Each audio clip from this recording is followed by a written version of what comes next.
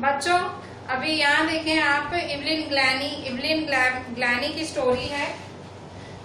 Evelyn ग्लैनी sound of music, आपका हम करेंगे chapter 2 the sound of music. The sound of music जो chapter है वो म्यूजिक के लिए, मतलब म्यूजिक पे थीम म्यूजिक है दोनों। जो चैप्टर 2 है the sound of music, music पे है। इस चैप्टर में 2 पार्ट्स हैं।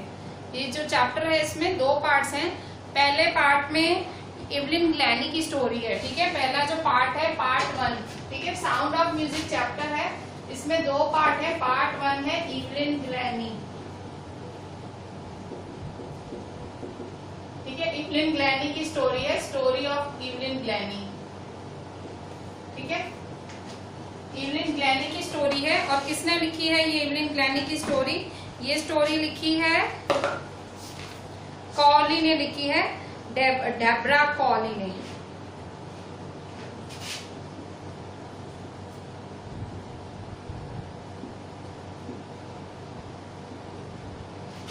डेब्रा कॉली ने किसकी स्टोरी लिखी है? ये स्टोरी लिखी है इवलिन ग्लैनी की, ठीक है। तो साउंड ऑफ म्यूजिक है इस चैप्टर का नाम, और फर्स्ट पार्ट है इवलिन ग्लैनी की स्टोरी जो कि डेब्रा ग्लैनी ने लिखी है। हम क्यों पढ़ रहे हैं ये स्टोरी, ठीक है। मैं कुछ और स्टोरी भी, इवलिन ग्लैनी की ही स्टोरी क्यों पढ़नी है? ये जो डेब्रा कॉली है उसने इवलिन ग्लैनी की ही स्टोरी क्यों लिखी है? इवलिन ग्लैनी, पहले तो मैं बता दूं, अभी भी वो जीवित है, जिंदा है, ठीक है। ये मरी नहीं है, ये जीवित है। मेरे ख्याल से 54 ईयर्स की होंगी इस टाइम पे। तो मतलब इवलिन ग्लैनी की स्टोरी क्यों पढ़ रहे हैं? तो हम इसलिए पढ़ रहे हैं क्योंकि ये बहुत बड़ी इंस्पिरेशन है। क्यों इंस्पिरेशन है? कि जिसको उन्होंने आपकी बुक में डाला है, बिहाइव में डाला है। ये एक अमेरिकन पर्सनालिटी है, फॉरेन पर्सनालिटी है। इनको एक इंडियन बुक में क्यों डाला है, क्यों उनका चैप्टर पढ़ना है हमें? तो देखो रीजन है। एक तो मतलब ये chapter sound of music, music related chapter है। इनमें ऐसा महान क्या था कि इनको इसमें डाला है? इनकी स्टोरी पढ़ने लायक क्यों है? तो मैं आपको बता दूं, ये बहरी थी, ठीक है। शी वॉज डेफ, DEAF, बहरी थी, बहरी हैं, और बहरी होने के बावजूद भी बहुत ही सक्सेसफुल परक्यूशनिस्ट हैं।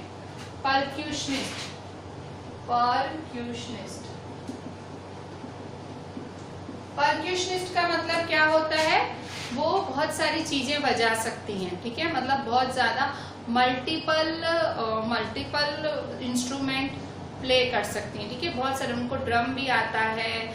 मतलब मेरे ख्याल से अभी आप चैप्टर में पढ़ोगे, मतलब बहुत ज्यादा जो इंस्ट्रूमेंट्स हैं, म्यूजिकल इंस्ट्रूमेंट्स हैं, सब बजा सकती हैं। वैसे देखा जाए बहरी हैं और बजा सकती हैं, ठीक है। म्यूजिशियन है, ठीक है। संगीत से जुड़ी हुई हैं, म्यूजिक से जुड़ी हुई हैं, पर बहरी हैं और फिर भी सुपर सक्सेसफुल है, ठीक है। तो ये स्टोरी तो पढ़ने लायक हुई ना। इसमें कितनी इंस्पिरेशन है, ठीक है।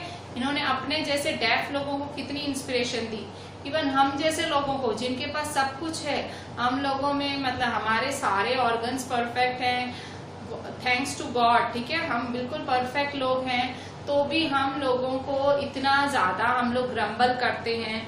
अगर हम सक्सेसफुल नहीं हो पाते, हम बहाने कैसे बनाते हैं, ठीक है। सक्सेस ना सक्सेसफुल भाई, जब हम फेलियर के इतने बहाने बनाते हैं। और ये जो इवलिन ग्लैनी की स्टोरी है, ठीक है, इवलिन ग्लैनी, इन्होंने जो मतलब इनकी सक्सेस, ठीक है, इनकी success itself is a story, ठीक है। तो हमें ये इवलिन ग्लैनी की स्टोरी पढ़नी है, ठीक है। आपके चैप्टर 2 है ये, स्टैंडर्ड 9th में chapter 2 the sound of music, ठीक है। तो देखो पार्ट 1 है, स्टार्टिंग कैसे, देखो इन्होंने, बिफोर यू रीड, इन्होंने स्टोरी आपको, part 1, Evelyn Glennie listens to sound without hearing it, ठीक है। बिना सुने, मतलब बिना सुने वो साउंड फील कर सकती है, बिना सुने साउंड फील कर सकती है। गॉड ने, भगवान ने भले उनका हियरिंग पावर ले लिया है, बट बदले में भगवान ने उन्हें कुछ एक्स्ट्रा ऑर्डिनरी दिया है। जो हम सुन सकते हैं उसे वो फील कर सकती है, हम सबसे ज्यादा। इसीलिए वो म्यूजिक को इतना अच्छे से एक्सप्रेस कर पाती हैं, क्योंकि वो म्यूजिशियन है। इवलिन ग्लैनी कौन है? एक बहुत ही फेमस म्यूजिशियन है। तो उन्होंने इनमें इनकी जो फिजिकल डिसेबिलिटी थी, फिजिकल डिसेबिलिटी मतलब शारीरिक अक्षमता क्या थी, फिजिकल डिसेबिलिटी क्या थी इनमें? फिजिकल डिसेबिलिटी थी इनकी डेफनेस,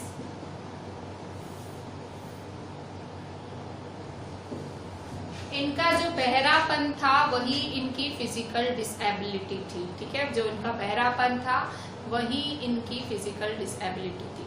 तो इस फिजिकल डिसेबिलिटी को, इस डेफनेस से इन्होंने कैसे लड़ा, ठीक है, तो पूरी स्टोरी वही है, कैसे सक्सेसफुल हुई है। तो स्टार्ट करते हैं स्टोरी। फर्स्ट, आपका फर्स्ट पैराग्राफ है, rush hour crowds jostled for position on the underground train platform. A slight girl looking younger than her 17 years was nervous yet excited. She felt the vibrations of the approaching train. It was her first day at the prestigious Royal Academy of Music in London and daunting enough for any teenager fresh from a Scottish farm. But this aspiring musician faced a bigger challenge than most. She was profoundly deaf. ठीक है, अच्छा, अब ये बता रहे हैं मतलब story चालू कैसे होती है। स्टोरी चालू होती है रश आवर क्राउड्स, मतलब बहुत धक्का मुक्की है, फुल भीड़ है। क्यों भीड़ है, धक्का मुक्की क्यों है लोगों की, क्राउड मतलब लोगों की भीड़, तो क्यों है इतनी धक्का मुक्की भीड़ क्यों है। अंडरग्राउंड ट्रेन प्लेटफॉर्म, ठीक है, एक अंडरग्राउंड ट्रेन प्लेटफॉर्म, फॉरेन में इवन हमारे यहाँ भी अंडरग्राउंड ट्रेन चलती है, तो अंडरग्राउंड ट्रेन प्लेटफॉर्म है। और एक स्लाइट गर्ल, स्लाइट वर्ड का मतलब है छोटी सी और पतली सी लड़की, यंगर देन हर 17 years, मतलब 17 साल की है पर उससे कम लगती है क्योंकि पतली सी है, एकदम दुबली पतली है। नर्वस है पर एक्साइटेड भी है, ठीक है। उसको ट्रेन की वाइब्रेशन सुनाई देती है, मतलब ट्रेन आ गई है प्लेटफॉर्म पे, उसको उसकी वाइब्रेशन सुनाई देती है। उसका पहला दिन है, पहला दिन कहाँ पे है उसका, prestigious royal academy of music in London. कहाँ पहला दिन है, royal academy of music London में, ठीक है। लंदन में प्रेस्टिजियस मतलब प्रेस्टीज मतलब बहुत ही कहते हैं ना महान, बड़ी इंस्टीट्यूट। तो royal academy of music London में एक म्यूजिक की बहुत बड़ी इंस्टीट्यूट है, म्यूजिक की एक बहुत बड़ी इंस्टीट्यूट है रॉयल एकेडमी ऑफ म्यूजिक। यहाँ पे संगीत सिखाया जाता है, हर तरह का, ड्रम, वायलिन, पियानो, ठीक है। बहुत बड़ा एकेडमी है म्यूजिक का, और यहाँ मतलब यहाँ से मतलब बहुत अच्छी ट्रेनिंग ले सकते हैं म्यूजिक की। तो आज उसका पहला दिन था इस इंस्टीट्यूट में, मतलब इस इंस्टीट्यूट में एडमिशन लेना ही बहुत बड़ी बात होती है। तो आज उसका वहाँ पहला दिन था। किसी भी टीनेजर के लिए, कोई भी जो टीन मतलब कोई भी छोटे बच्चे के लिए जो अपनी टीन एज में है, उसके लिए ये एक बहुत ही मतलब ऑब्वियसली डरी हुई थी वो, क्योंकि आज उसका पहला दिन था, उस इतनी बड़ी इंस्टीट्यूट में संगीत सीखने जाने वाली थी। और स्कॉटिश फार्म से थी वो, मतलब स्कॉटिश फार्म, मतलब जो स्कॉटलैंड की हैं, तो वो उस साइड की थी। और आज यूके लंदन में, जो यूके में लंदन में थी। और क्यों थी, रॉयल एकेडमी ऑफ म्यूजिक में आज पहला दिन था, मतलब एडमिशन ली थी यहाँ पे उसने म्यूजिक सीखने के लिए। पर इसका ठीक है, royal academy of music join करना एक पहला चैलेंज था, क्योंकि बहुत बड़ी एकेडमी है, ठीक है, बहुत महान महान लोग यहाँ सिखाते हैं।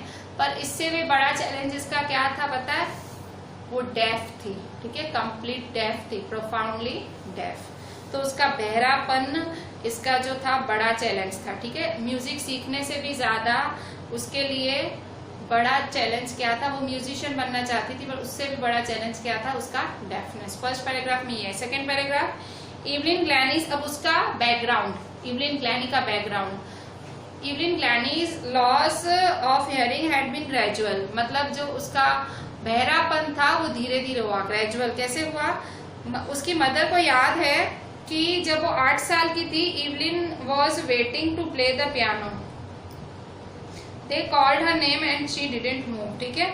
मतलब एक पियानो की क्लास चल रही थी और इवलिन का नाम घड़ी घड़ी बुलाया जा रहा था कि भाई पियानो बजाने आ, बजाने आ, पर वो उठी नहीं, हिली नहीं। तो मतलब तब उसकी माँ को फील हुआ, जब वो 8 साल की थी, इसकी माँ को फील हुआ, इसेबल ग्लैनी, इवलिन ग्लैनी की मम्मी का नाम है इसेबल ग्लैनी, इसेबल ग्लैनी को फील हुआ कि उसको सुनाई नहीं दिया। तो कुछ देर के लिए इवलिन ने, जो कुछ टाइम के लिए इवलिन ने कोशिश की कंसील मतलब छिपाना, उसने अपनी बढ़ता हुआ बहरापन सबसे छिपाने की कोशिश की, अपने दोस्तों से, टीचरों से। भाई मैं बहरी हूँ वो किसी को फील नहीं करने देती थी, तो वो छुपाती थी। पर जब तक वो 11 की थी, जब वो 11 साल की हुई, हर मार्क्स हैड डिटरायोरेटेड मतलब गिरे, उसके मार्क्स बुरी तरह से गिरे। 11 साल की थी, सुनाई नहीं देता था, तो इसकी वजह से उनके मार्क्स गिरे, क्योंकि वो सबको क्या दिखाती थी, मैं नॉर्मल हूँ। तो नॉर्मली सब बातें कर रहे थे और मतलब उसके टीचर समझो चैप्टर समझा रही हैं, डिक्टेट कर रही हैं, तो बहरेपन की वजह से उन्हें समझ नहीं आता होगा, तो उनके मार्क्स इस तरह से गिरे। And her headmistress urged her parents to take her to a headmistress मतलब principal her to a specialist. उनकी जो हेडमिस्ट्रेस है उन्होंने उनको कहा कि उन्हें किसी स्पेशलिस्ट को दिखाया जाए। It was then discovered that her hearing was severely impaired as a result of gradual nerve damage. तब पता लगा कि उनकी जो हियरिंग है, उनका जो सुनने का पावर है, बहुत ही बुरी तरह से, मतलब जो उनका सुनने का पावर है बहुत बुरी तरह से डैमेज हुआ है, मतलब वीक हो गया, उनके सुनने का पावर वीक हो गया है, क्योंकि उनकी एक नर्व डैमेज हो गई है, एक नस उनकी डैमेज हो गई थी, इसकी वजह से उनका सुनने का पावर वीक हो गया था। They were advised that she should be fitted with hearing aids and sent to a school for the deaf. क्या एडवाइस किया गया? उसे एडवाइस किया गया, उसकी मदर को एडवाइस किया गया कि भाई इसको पहले तो हियरिंग एड्स लगाओ। हियरिंग एड्स मतलब कान की मशीन, ठीक है, कान की मशीन लगाओ, हियरिंग एड्स, ठीक है। कान की मशीन को क्या बोलते हैं? Hearing aids. क्या पहले तो इसे कान की मशीन लगवाओ, हियरिंग एड्स लगवाओ, and send to a school for the deaf, और उसको बहरों के स्कूल में भेजो। Everything suddenly looked black. अचानक से इवलिन को सब काला दिखाई देने लगा। काला क्यों? उसको अपने सपने काले दिखने लगे। क्यों? क्योंकि कहीं ना कहीं उसको शुरू से ही म्यूजिक से प्यार था, और उसे पता लगा, मतलब हो रही थी, पर अब तो दुनिया को पता लग गया था वो बहरी है। उसको हियरिंग एड्स लगा दिए गए, उसको बहरों के स्कूल जाने की सजेशन मिली, तो अब उसको सब काला नजर, काला मतलब अब उसको सब ऐसे लग रहा था कि मेरी लाइफ, अब क्या मेरी लाइफ में, ठीक है। But Evelyn was not going to give up. Third paragraph, Evelyn हार मानने वालों में से नहीं थी। She was determined to lead a normal life and pursue her interest in music. वो डिटरमिन्ड थी, वो मतलब दृढ़ थी कि मैं एक नॉर्मल लाइफ ही जीऊंगी, मैं नहीं जाऊंगी और जो डेफ के स्कूल नहीं जाऊंगी, मैं हियरिंग एड्स नहीं पहनूंगी मे बी, पर वो एक नॉर्मल लाइफ जीना चाह रही थी, और वो म्यूजिक में ही अपना इंटरेस्ट आगे बढ़ाना चाह रही थी। उनका इंटरेस्ट म्यूजिक ही था शुरू से ही, पर बहरी थी, पर वो पीछे नहीं हटना चाह रही थी। One day she noticed a girl playing a xylophone and decided that she wanted to play it too. एक दिन उसने एक लड़की को जाइलोफोन बजाते देखा। जाइलोफोन देखो, ये ड्रॉ किया गया है आपकी बुक में, दिख रहा है जाइलोफोन? इजाइलोफोन दिख रहा है? मेरा हाथ लगा रहा है। अच्छा, इजाइलोफोन ये इंस्ट्रूमेंट है। एक दिन एक लड़की ये बजा रही थी और उसने कहा मुझे भी देखना, मुझे भी ये बजाना है, ठीक है। तो most of the teachers discourage her, but percussionist Ron Fox spotted her potential. देखो, जाइलोफोन एक लड़की बजा रही थी तो इसने कहा मुझे भी बजाना है, पर इसकी जो सारी टीचर्स थी सबने उसको मना किया कि तू बहरी है, तू नहीं बजा पाएगी, तू समझ ही नहीं पाएगी, तू क्या बजाएगी, तुझे सुनाई नहीं देता है। पर परक्यूशनिस्ट का मतलब क्या होता है? A person who plays multiple instruments, ठीक है। परक्यूशनिस्ट क्या होता है? परक्यूशनिस्ट का मतलब person who plays many instruments, ठीक है। बहुत सारे इंस्ट्रूमेंट्स जो बजाते हैं उन्हें परक्यूशनिस्ट कहते हैं, ठीक है। बहुत सारे इंस्ट्रूमेंट्स जो बजाते हैं उन्हें परक्यूशनिस्ट कहते हैं।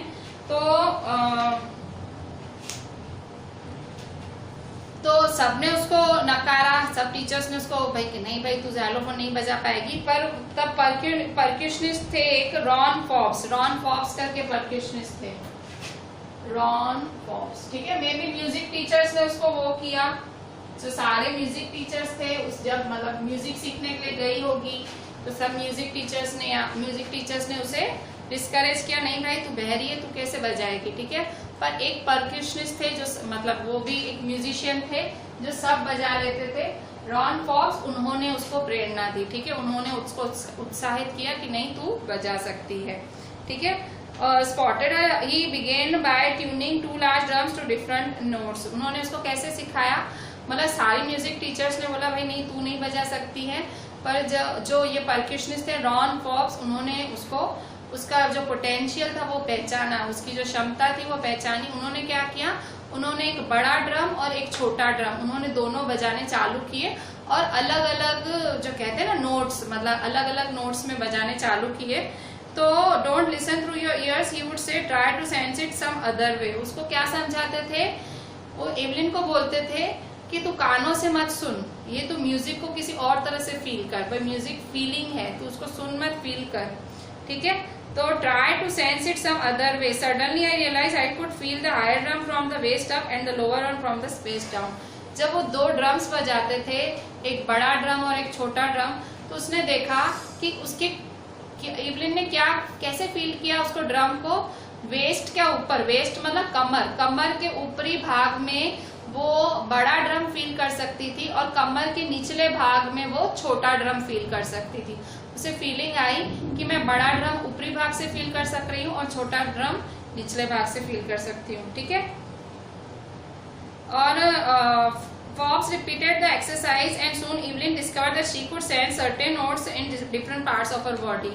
फिर मतलब ये ऐसे ही करता था, फॉक्स बजाता रहता था, सारे अलग अलग इंस्ट्रूमेंट्स के सामने बजाता था और उसको बोलता था तू फील कर। रॉन फॉक्स मतलब उसका म्यूजिक टीचर बना, तो उसको बोलता था तू फील कर, जो परक्यूशनिस्ट भी था। और वो मतलब धीरे धीरे एवलिन ने देखा कि भाई वो मतलब ये जो म्यूजिक है वो अलग अलग अपने बॉडी पार्ट से फील कर सकती है।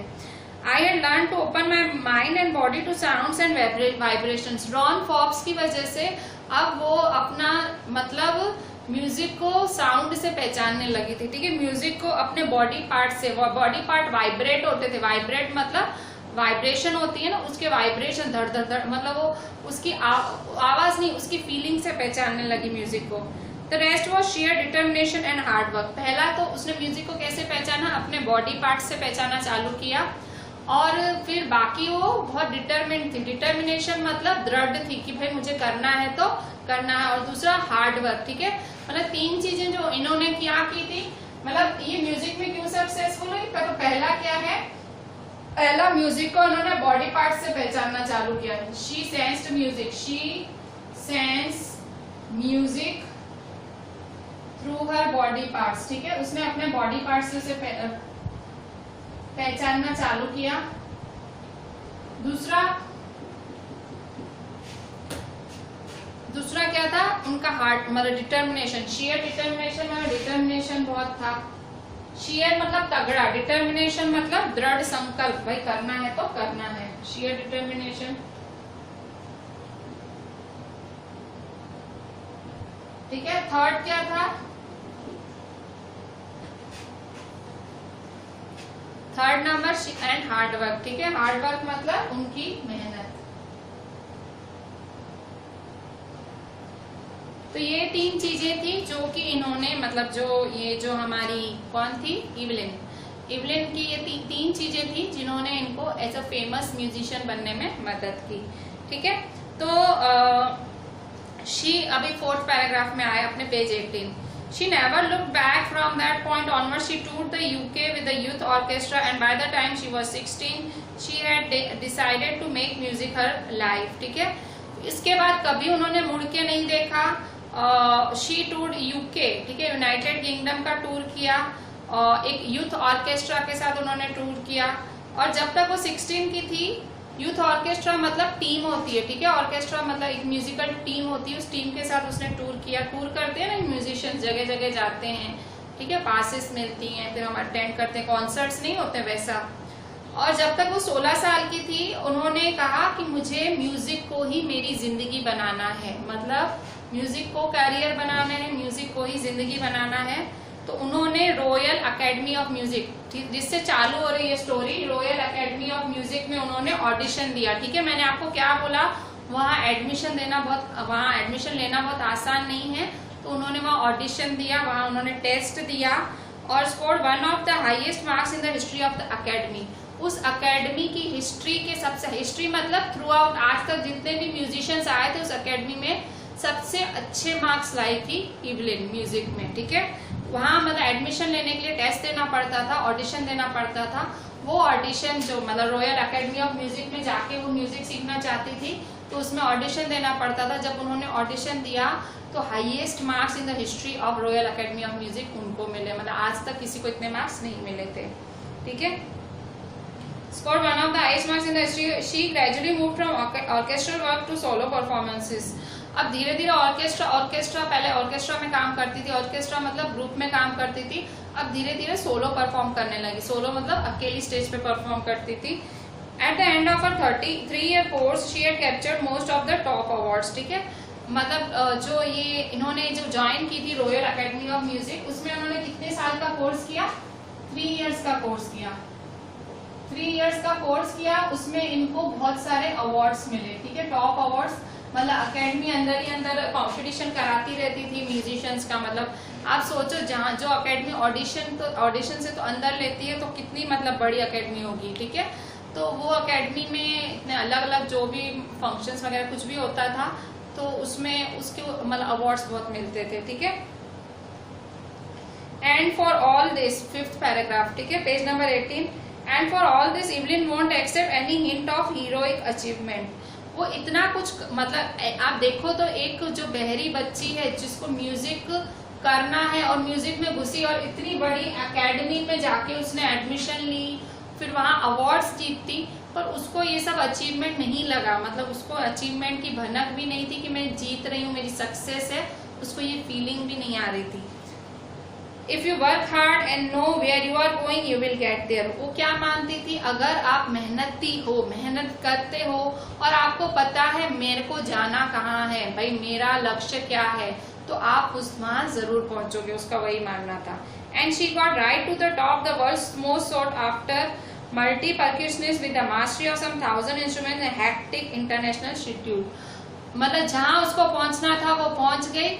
वर्ल्ड लिखा हुआ है, world most sought after, world most sought after मतलब सबसे ज्यादा डिमांड में, मोस्ट सॉट आफ्टर मतलब डिमांड में, दुनिया की सबसे ज्यादा डिमांड में मल्टी परक्यूशनिस्ट मतलब वो 1000 से ज्यादा इंस्ट्रूमेंट बजा पाती थी, अच्छे से बजा पाती थी।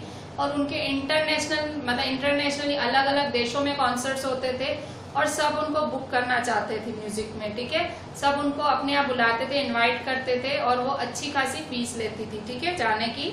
मतलब फीस इन द सेंस वो जो उनका जो मतलब म्यूजिशियंस जो चार्ज लेते हैं अच्छा खासा चार्ज लेती थी, ठीक है। 6th paragraph, it is intriguing to watch Evelyn function so effortlessly without hearing in our 2 hour discussion she never missed a word, ठीक है। तो जो ये जो लेडी हैं, जो ऑथर हैं, ये ऑथर जो मतलब इनके बारे में स्टोरी लिखी है जिन ऑथर ने, जिनका नाम क्या है, डेब्रा कॉली।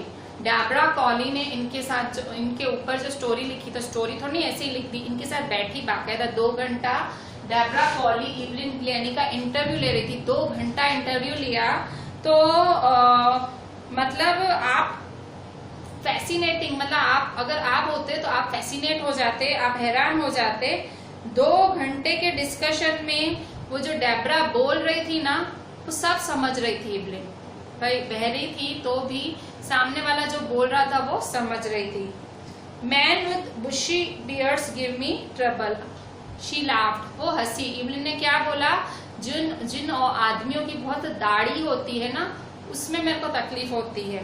तो मतलब क्योंकि वो क्या करती थी, वो होठों से शब्द पढ़ती थी, तो वो कहती थी उस दाढ़ी में लिप्स को समझना, not watching it's the whole face specially the eyes. मतलब वो दाढ़ी में लिप्स को पकड़ना, फेस को पकड़ना, आईज को पकड़ना, तो मैं पकड़ ही नहीं, मतलब वो मेरे को कंफ्यूजन होता है, ठीक है। मतलब वो बहरी थी पर वो कोई हियरिंग एड नहीं यूज करती थी, कंप्लीटली सामने वाले के लिप्स को वो समझ के वो समझ जाती थी कि क्या बोलने वाला है या क्या बोला है सामने वाले ने। और उसने हंस के राइटर, जो ये राइटर है कॉली है, उसको बोल रही है कि दाढ़ी वाले बुशी बियर्ड्स, भाई बहुत ज्यादा दाढ़ी वाले जो आदमी होते हैं उनके साथ मुझे तकलीफ होती है, क्योंकि मैं मतलब वो कैसे समझती थी सामने वाले को, एक तो उनकी लिप्स से, उसकी आंखों से, उसके फेस से, तो बोले ना फेस पढ़ पाऊं ना भाई मेरे को तकलीफ होती है। ठीक है। She speaks flawlessly with the Scottish lilt, मतलब वो एकदम नॉन स्टॉप बोल रही थी, जैसे बिल्कुल ऐसे एकदम आराम से बात कर रही थी। ये जो राइटर है उनके साथ स्कॉटिश मतलब थी, वो स्कॉटलैंड की स्कॉटिश थी। लिल्ट मतलब स्कॉटिश वे ऑफ टॉकिंग, मतलब ऐसे वे ऑफ टॉकिंग होता है ना, भाई गुजराती बात करते तो उसका एक स्टाइल होता है, आप बोल देते हो हाँ हाँ ये तो गुजराती है। ठीक है, तो हर किसी का स्टाइल ऑफ टॉकिंग होता है, तो इसका स्कॉटिश लिल्ट, लिल्ट का मतलब क्या होता है, way of talking. My speech is clear because I could hear till I was 11, she says, but that doesn't explain how she managed to learn French and master basic Japanese. ठीक है, उसने क्या बोला, मैं बोल, ऐसे आमतौर पे क्या माना जाता है, जो बहरे लोग होते हैं वो बोल भी अच्छा नहीं पाते ऐसे, पर वो क्या बोल रही है, मैं बोल इसलिए अच्छा पाती हूँ क्योंकि मैं 11 साल तक तो सब सुन सकती थी ना, तो 11 साल तक मेरा जो बोलना है वो डेवलप हो गया था, मतलब 11 साल तक जो शब्द सीखने थे मैं सीख गई थी। पर उसने जापानीज भी सीखी, इसके बाद फ्रेंच लैंग्वेज भी सीखी। ठीक है, मतलब वो कैसे, वो राइटर वो सोच रही है कि बहरी होने के बावजूद, इतने इंस्ट्रूमेंट सीखने के बावजूद उसने फ्रेंच और जापानीज लैंग्वेजेस भी सीखी। ठीक है। एज फॉर म्यूजिक, अभी तक ये जी रही हैं। ठीक है, आप विकिपीडिया पे जाके इसके लिए देख सकते हो, 54 ईयर्स की हैं, अभी तक जी रही हैं, इतनी बड़ी इंस्पिरेशन। ठीक है, लिविंग लेजेंड हो गई ना ये, तो मतलब ये जी रही हैं, आप देखो कितना अचीव किया है। ठीक है, मैं अचीव करना बड़ी बात नहीं है, म्यूजिक डायरेक्टर्स तो आपने बहुत देखे होंगे, पर बहरा म्यूजिक डायरेक्टर, ठीक है, बहरी हैं और इतना अचीव किया। और इनका वो ऐसे नहीं, वो पढ़ा नहीं रही हैं, वो लिखा नहीं रही हैं, वो म्यूजिक बना रही हैं। ठीक है, जिसमें सब सुनने पे ही होता है, म्यूजिक आप बजाओ मुझे सुनना है। ठीक है, मतलब आप सोचो कितना बड़ा अचीवमेंट हुआ इनके लिए। तो 7th paragraph, as for music she explains it pours in through every part of my body. वो क्या बोल रही है, मतलब जो इंटरव्यू दे रही है कॉली को, बोल रही है कि म्यूजिक मेरे रोम रोम में है, मेरे रग रग में म्यूजिक है। ठीक है, और it tingles in the skin, my cheek bones and even in my hair. Music कहाँ है, मेरी स्किन में है, मेरे चीक बोन्स में है, मेरे बालों में है। ठीक है, मतलब म्यूजिक हर जगह है मेरे शरीर में। When she plays the xylophone, she can sense the sound passing up the stick in his fingertips. जब वो जाइलोफोन बजाती हैं, ठीक है, जाइलोफोन मैंने आपको दिखाया था अभी थोड़ी देर पहले, साइड में आपकी एनसीईआरटी में बना हुआ है, और वो उसका साउंड, जाइलोफोन का साउंड कैसे पहचान पाती हैं, वो जो मतलब स्टिक बजाती है ना, डंडी बजाती है, उसकी फिंगर्स में उस डंडी का वाइब्रेशन होता है, उससे पहचान पाती हैं। By leaning against the drums, she can feel the resonances flowing into her body. Drum की आवाज कैसे पहचानती हैं, वो ड्रम जब बजाती हैं झुक जाती हैं, तो उसके वाइब्रेशन उनकी बॉडी में आते हैं, तो वो म्यूजिक समझती हैं। ऑन अ वुडन प्लेटफॉर्म, और कभी उनको लकड़े के प्लेटफॉर्म पे, स्टेज कभी लकड़े के बने हुए होते हैं, मोस्टली लकड़े के ही होते हैं, तो लकड़े के स्टेज पे वो क्या करती हैं, वो अपनी चप्पलें उतार देती हैं। ठीक है, फिर जो म्यूजिक बजता है उसकी धड़धड़ वो अपने फीट से फील करती हैं। ठीक है, वो शूज उतार देती हैं, और उनके जो पैरों से जो वाइब्रेशन उनके पैरों पे आती है, उससे वो म्यूजिक फील करती हैं। ठीक है, not surprisingly, 8th paragraph, not surprisingly Evelyn delights her audiences. मतलब मतलब आप सरप्राइज होने की भी बात नहीं है, मतलब कोई नई बात नहीं है, सारी ऑडियंस उनसे खुश होती है। In 1991 she was presented with the royal philharmonic society's prestigious soloist of the year award. ठीक है, 1991 में उन्हें कौन सा अवार्ड मिला था, ये थोड़े से वर्ड डिफिकल्ट है, चैप्टर बहुत अच्छा है, इंस्पायरिंग है, और क्योंकि ये फॉरेन पर्सनालिटी के ऊपर चैप्टर है, पूरा चैप्टर किस पे है, फॉरेनर के ऊपर है, तो थोड़े नाम है वो अजीब अजीब है।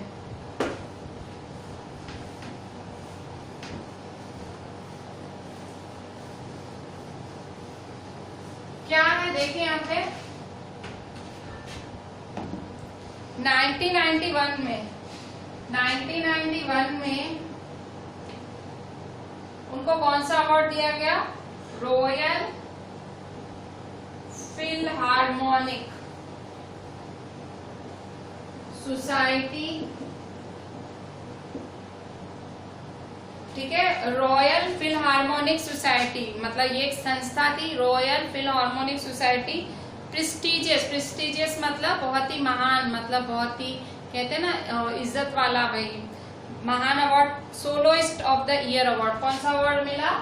सोलोइस्ट ऑफ द ईयर, ठीक है। मतलब actor of the year, actress of the year होता है, वैसे सोलोइस्ट ऑफ द ईयर मतलब सिंगल गाने वाली, ठीक है।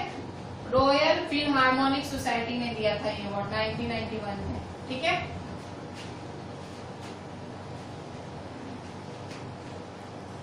अभी एक और master percussionist James Blades. James Blades एक मास्टर परक्यूनिस्ट है। ये नाम याद रखना, नाम थोड़े से ऑकवर्ड है, ये याद रखना। जो चैप्टर पढ़ा रही हूँ साथ साथ में टिक करते जाना। जेम्स ब्लेड्स ने क्या कहा था? जेम्स ब्लेड्स ने, जेम्स ब्लेड्स कौन थे? मास्टर परक्यूनिस्ट। वो भी बहुत ही अच्छे, मतलब वो सब कुछ बजा लेते थे इसकी तरह। जेम्स ब्लेड्स, जेम्स ब्लेड्स ने क्या कहा था इवलिन ग्लैनी के बारे में? इवलिन ग्लैनी के बारे में जेम्स ब्लेड्स ने क्या कहा था? उन्होंने कहा था God may have taken her hearing but he has given her back something extra ordinary, ठीक है। भगवान ने भले उसकी सुनने की क्षमता ले ली है, पर बदले में भगवान ने उनको कुछ एक्स्ट्रा ऑर्डिनरी दे दिया है, कुछ अलग, जो कहते हैं ना अलग वरदान दे दिया है भगवान ने उसे।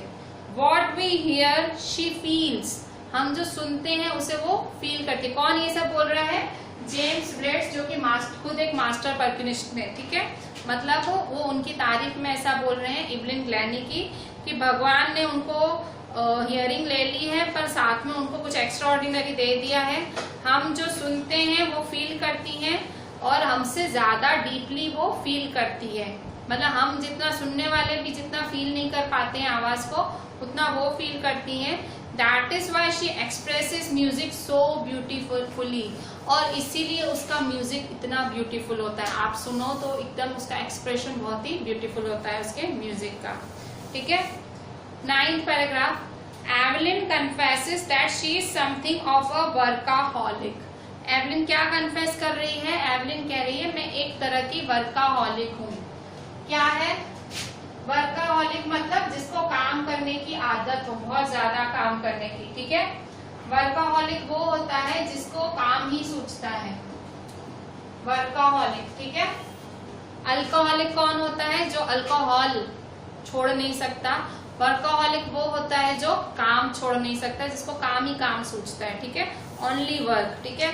आप उसको छुट्टी भी दे दोगे, वो आपको फिर वो काम ही करेगा छुट्टी वाले दिन भी। तो वर्काहॉलिक वो होता है जिससे सिर्फ काम सूझता है, ठीक है। Evelyn confesses that she is something of a workaholic. I have just got to work, मुझे सिर्फ काम ही करना है। Often harder than classical musicians, ठीक है। मुझे क्लासिकल म्यूजिशियंस से भी ज्यादा हार्ड काम करना है।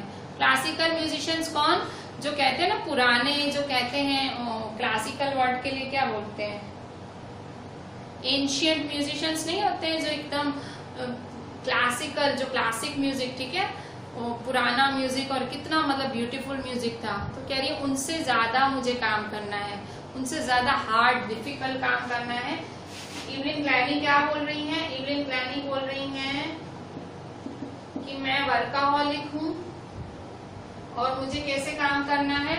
मुझे क्लासिकल म्यूजिशियन से भी ज्यादा हार्ड काम करना है, हार्डर देन, ठीक है, हार्डर देन क्लासिकल म्यूजिशियंस, इनको उनसे भी ज्यादा हार्ड काम करना है, ठीक है।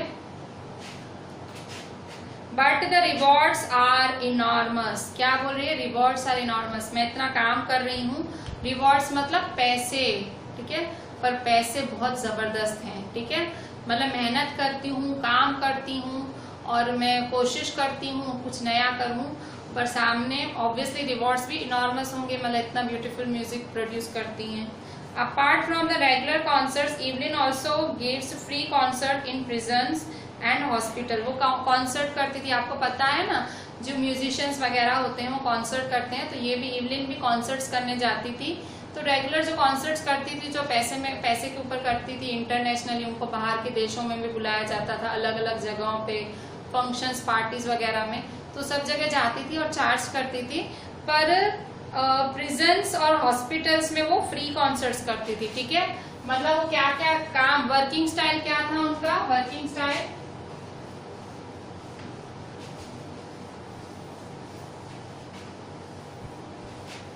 एवलिन ग्लैनी का वर्किंग स्टाइल क्या था, वो रेगुलर कॉन्सर्ट्स करती थी, ठीक है, जो रेगुलर कॉन्सर्ट्स है वो किया करती थी, और फिर वो जेल्स और प्रिजन्स और हॉस्पिटल्स में, ठीक है, प्रिजन्स मतलब जेल ही हुआ ना, प्रिजन्स और हॉस्पिटल्स में वो फ्री कॉन्सर्ट करती थी, ठीक है, मतलब कैदियों के लिए, और ये जो, क्योंकि देखो कैदी ऑलरेडी अपनी सजा भुगत रहे होते हैं, ठीक है, तो वो ऑलरेडी मतलब इतने टेंस होते हैं, वहां उनको सजा दी जाती है जेलों में, और हॉस्पिटल्स में, ठीक है, हॉस्पिटल में भी पेशेंट्स वगैरह के लिए, तो उनके लिए ये फ्री कॉन्सर्ट करती थी, ठीक है, कोई पैसे नहीं लेती थी, ठीक है।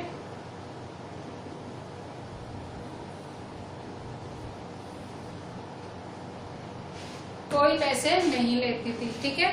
तो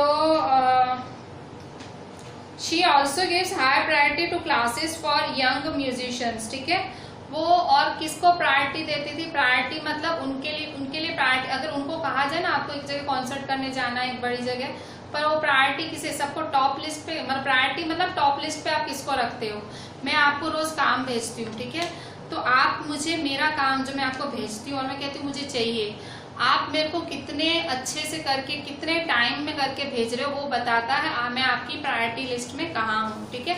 कई बच्चे होते हैं बहुत अच्छे से भेजते हैं, ऑन टाइम भेजते हैं, अच्छी राइटिंग में, तो दिखाता है हाँ भाई हम प्रायोरिटी लिस्ट में हैं बच्चों की, पर हमारा काम नहीं आता, कई बार मांग करनी पड़ती है, चेक तक नहीं आता है, लास्ट तक नहीं आता है, गंदी हैंड राइटिंग, और बच्चा ध्यान से वीडियो भी नहीं देखता है, तो दिखाता है भाई प्रायोरिटी लिस्ट में नहीं है, इंपॉर्टेंस, ठीक है, प्रायोरिटी लिस्ट में इंपॉर्टेंस। तो एवलिन ग्लैनी की प्रायोरिटी लिस्ट पे कौन होता था हमेशा, high priority classes for young musicians, वो यंग म्यूजिशियंस की क्लासेस लेती थी, ठीक है, क्लासेस फॉर यंग म्यूजिशियन, जो नए नए म्यूजिशियंस होते थे, नए लोग सीखते थे, उनको बहुत प्रायोरिटी देती थी, वो चाहती थी कि ज्यादा से ज्यादा लोग भले म्यूजिक में आए और सीखें, वो उनको प्रायोरिटी लिस्ट पे रखती थी, कभी उनके लिए मतलब उनको सिखाने में वो पीछे नहीं हटती थी।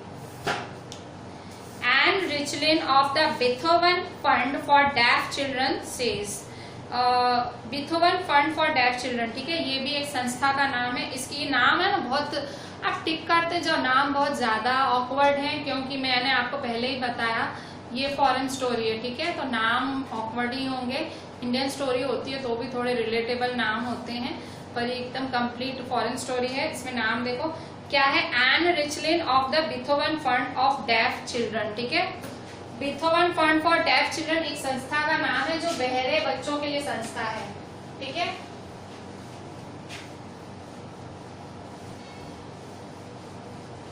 बहरे बच्चों के लिए संस्था है, क्या नाम है इस संस्था का, नाम क्या है, Beethoven Fund for Deaf Children, ठीक है, Beethoven Fund for Deaf children,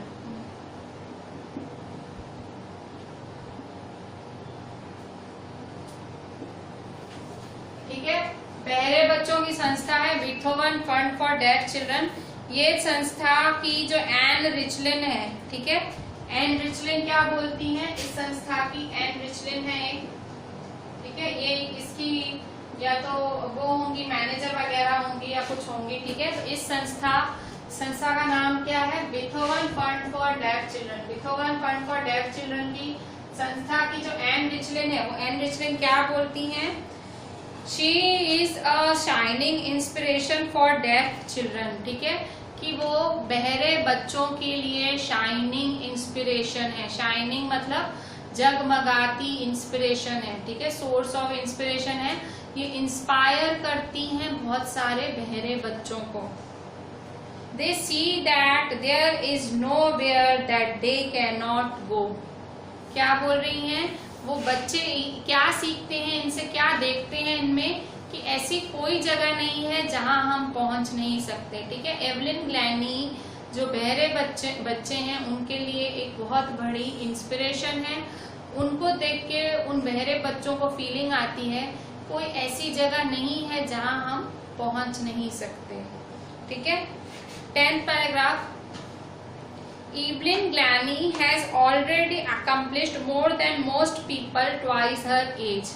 Evelyn Glanny ने क्या accomplish किया है? Evelyn Glanny has already accomplished. Accomplish मतलब पा लिया है. Accomplish मतलब पाना. Evelyn Glanny ने already accomplish कर लिया है more than most people twice her age.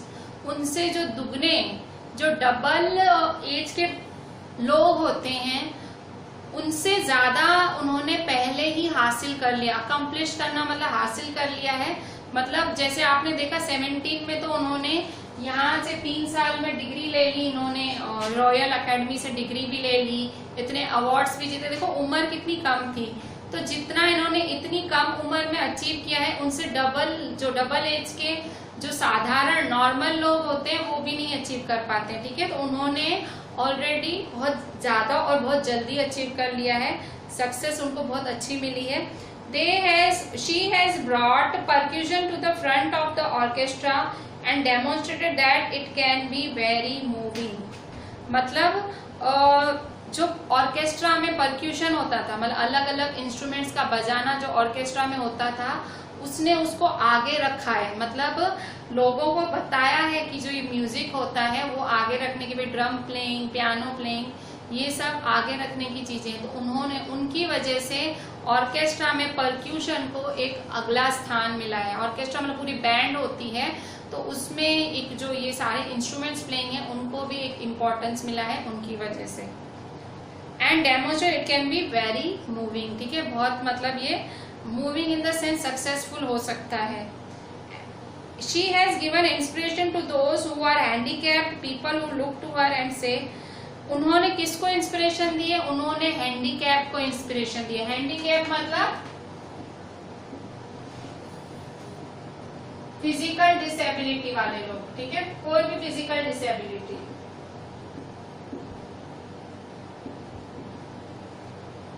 Physical disability वाले लोग, मतलब फिजिकल डिसेबिलिटी किसमें हो सकती है? फिजिकल डिसेबिलिटी मतलब बोल नहीं सकते, सुन नहीं सकते, आंखें नहीं है, हाथ नहीं है, पैर नहीं है, वैसे हर हैंडीकैप लोगों को उन्होंने इंस्पिरेशन दी है. People who look to her and say, लोग उनके ऊपर क्या, मतलब ये जो हैंडीकैप लोग हैं, ये जो फिजिकल डिसेबल लोग हैं, ये जब उनकी तरफ देखते हैं, एवलिन ग्लैनी की तरफ देखते हैं, तो वो लोग क्या बोलते हैं? ये लोग बोलते हैं if she can do it I can. अगर ये कर सकती हैं तो हम भी कर सकते हैं. If she can do it I can. ठीक है. And not the least she has given enormous pleasure to millions. और इसके अलावा ये भी, मतलब उन्होंने हैंडीकैप लोगों को तो एक मतलब राह दिखाई. हैंडीकैप लोग सामने से, मतलब उनको अपना एग्जाम्पल मानते हुए बोलते हैं अगर ये कर सकती हैं तो हम क्यों नहीं. ठीक है, कोई भी फिजिकल डिसेबल्ड इंसान अपने आप को कम नहीं समझता है अगर इनको देखता है, तो एवलिन ग्लैनी की स्टोरी देखता है. और ये इसके अलावा ये तो है ही है, पर इसके अलावा इन्होंने इनॉर्मस प्लेजर टू मिलियंस दिया है. मतलब लाखों करोड़ों लोगों को प्लेजर दिया है. प्लेजर मतलब वो सुख होता है, जो संगीत का सुख इन्होंने दिया है. किसने? एवलिन ग्लैनी ने. ठीक है, तो ये एवलिन ग्लैनी की स्टोरी थी. पार्ट 1 था साउंड ऑफ म्यूजिक का, पार्ट 1. हम साउंड ऑफ म्यूजिक का दूसरा पार्ट भी है. पार्ट 1 में एवलिन ग्लैनी थी, जो कि स्कॉटलैंड की स्कॉटिश एक म्यूजिशियन थी. ठीक है, जिन्होंने पूरी दुनिया में ये फेमस है, एवलिन ग्लैनी. पार्ट 2 में आप बिस्मिल्लाह खान के बारे में पढ़ेंगे. बिस्मिल्लाह खान एक इंडियन म्यूजिशियन है. ठीक है, इनका नाम भी पूरी दुनिया में बिस्मिल्लाह खान आपको पता है, और मतलब एक शहनाई वादक हैं. ठीक है, तो इनका भी एक बहुत ऊंचा नाम है पूरी दुनिया में.